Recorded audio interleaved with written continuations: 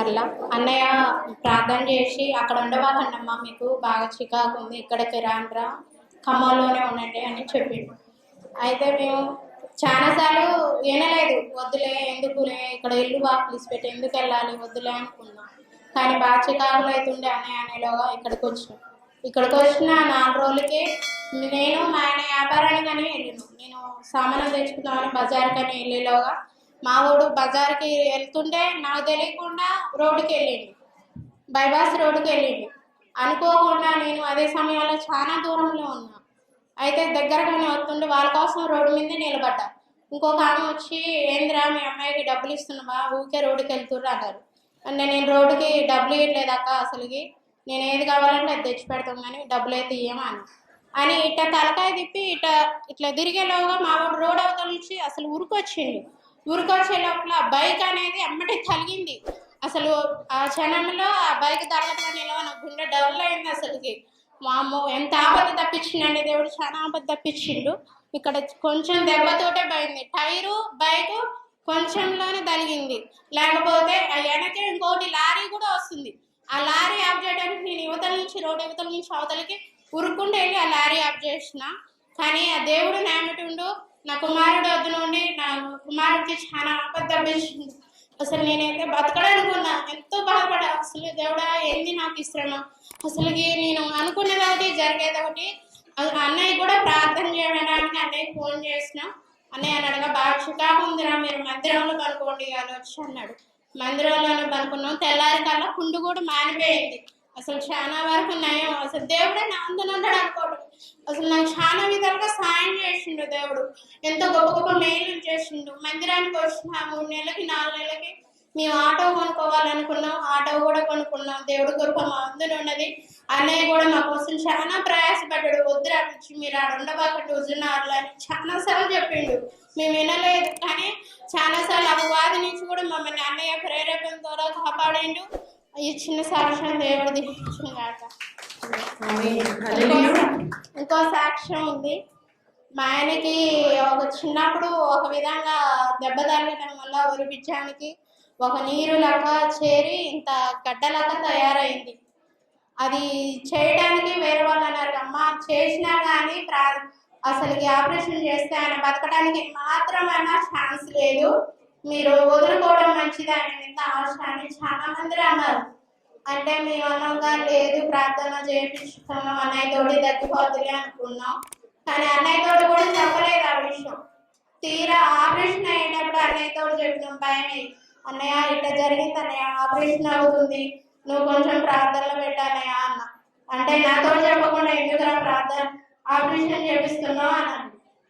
లేదన్నయ్య భయమైంది, విపరీతమైన కడుపు నొప్పి అని వారం నుంచి ఇబ్బంది పడుతుంటే చేపియాలని చేపించమన్నయ్య అన్న. అంటే సరేలా నేను ప్రార్థనలో వచ్చేసా అన్న. 3 గంటలు జరిగింది అసలు ఆపరేషన్. 3 గంటల ఆపరేషన్ ఎవరైనా బతకరంట.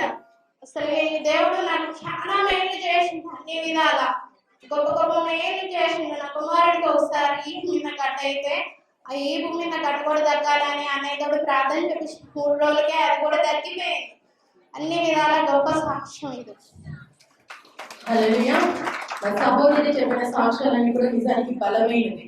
వారి భర్త విషయంలో అసలు ఆ 3 గంటల ఆపరేషన్ లో బ్రతకడు అని వైద్యులు కూడా చెప్పి ఉన్నారు. కానీ దేవుడే మాకు తోడే ఉన్నారని చెప్పేసి తన భార్య తన ఒక్కటే బలంగా నమ్మి తన భర్త విషయంలో చాలా ప్రార్థన పూర్వకంగా ఉంది. ఆ సమయంలో ఫస్ట్ గారికి ఫోన్ చేసినప్పుడు ఫస్ట్ కోపడ్డారు, ఎందుకు చెప్పొద్దా అని చెప్పేసి. కానీ అక్కడ ఆల్రెడీ జరుగుతుంది ఆపరేషన్, కాకపోతే చేసేది ఏం లేదు. కాకపోతే ఒకటే ప్రాణాన్ని బ్రతికించమని మాత్రమే మనము దేవుని వేడుకోవాలి. అదే సమయంలో అక్కడ ఆపరేషన్, ఇక్కడ ప్రార్థన. ఆ రకంగా ఆ సహోదరుని దేవుడు గొప్పగా కాపాడి ఉన్నాడండి. ఇది చాలా గొప్ప సాక్ష్యం. అదే విధంగా మరి తన సొంతంగా ఈ మందిరానికి వచ్చిన 3 నెలల్లోనే నూతనంగా వాహనం ఆటో ఒకటి కొనుక్కున్నాడంట. ఆ విషయంలో ఆ సహోదరు ఎంతగానో సంతోషిస్తున్నా అని చెప్పారు. అదే విధంగా వారి కుమారుడు మొన్న ఇక్కడ మెయిన్ రోడ్డు మీద మరి పిల్లలైన తర్వాత తిరుగుతారు, కాకపోతే తల్లిదండ్రులు మనం జాగ్రత్తలో ఉంటారు.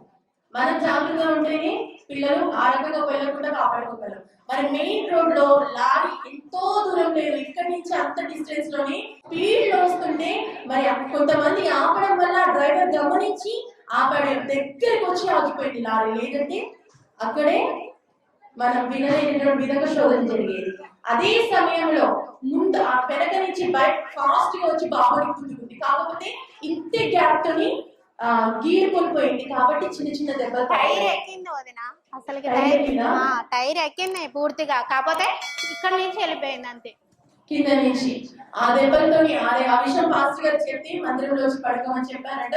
తెల్లారికి ఆ గాయాలన్నీ మాడిపోయాయి. కానీ అది మామూలు విషయం కాదు, మరి టైర్ ఎక్కి నిజానికి పూర్తిగా కొట్టుకుని పోయేది అని చెప్పేసి తను ఎంతగానో ఆ క్షణము ఏమి ఎవరికి చెప్పుకోవాలో అర్థం కాక వెంటనే పాస్టర్ గారికి ఫోన్ చేసింది. టెన్షన్ పడకు, ఏం కాలేదు కదా, చిన్న దెబ్బనే కదా, టెన్షన్ పడకండి, సాయంత్రం వచ్చి మందిరంలో పడుకోండి అని ఈ విధంగా చెప్పారు. ఆ క్షణాన బంధువులు గుర్తు రావాలి, లేకపోతే పక్కన వాళ్ళని చెప్పుకోవాలని ఆ సహోదరి మైండ్ ఖచ్చితంగా నేను అన్నయ్యకి చెప్పాలని వెంటనే ఫోన్ చేసి అన్న నా వల్ల కావట్లేదు అంటే వణుకుతూ ఒక భయంతో ఆ తల్లి ఒక బిడ్డకి అలాంటి దగ్గర నుంచి ఆ సన్నివేశం చూసినప్పుడు ఎలా ఉంటది, ఎవరికైనా ఒకలాంటి భయం అనేది ఉంటుంది.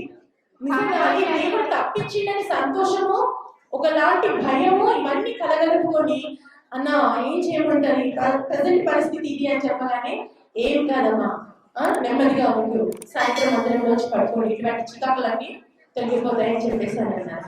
నమ్మాలండి, నమ్మతేనే కార్యం జరిగింది. ఇది కూడా జరిగిద్దా, ఈ విధంగా ఉంటుందా అని ఆ సమయంలో వాళ్ళు జాగ్రత్త పడ్డారు అని అంటే మరి లారీ వాళ్ళని ఎవరు ఆపారు, దేవుడు నుంచి దేవుడే దగ్గరికి వచ్చి ఇంటి గ్యాప్ తో ఆపేది. కొంతమంది ఫోకస్ చేస్తారు డ్రైవర్స్, కొంతమంది ఫోకస్ చేయరు, అది కంట్రోల్ కూడా అవ్వదు. ఒక దగ్గర బ్రేక్ వేస్తే కంట్రోల్ అవుతుందా, కంట్రోల్ అవ్వదు, మీదికి వచ్చేస్తుంది. ఆ టైంలో వాళ్ళ తప్పు కూడా ఉండదు, ఎందుకంటే దారిలో మధ్యలో పోయిన మన తప్పే ఉంటుంది తప్ప వాళ్ళ తప్పు కూడా ఉండదు డ్రైవర్స్ది. సో ఆ విధంగా మరి తన కుమారుడు విషయంలో కూడా ఎంత గొప్ప ఆశ్చర్యం. నిజానికి ఒక విధంగా చెప్పాలంటే దేవుడే ఆ బిడ్డ ప్రాణ పరిస్థితి నుంచి తప్పించి మన కుటుంబంతో కూడా ఇప్పటి వరకు జరిగిన మేలుని బట్టి ఆ కుటుంబాన్ని ఒక దగ్గర సంతోషంగా కాపాడుతున్న విధానాన్ని బట్టి దేవుడికి వేలాది వందనాలు చెల్లించుకున్నాం. ఈ యొక్క చిన్న సాక్ష్యం దేవుడు జీవించబడుతున్నాం. ఆమేన్.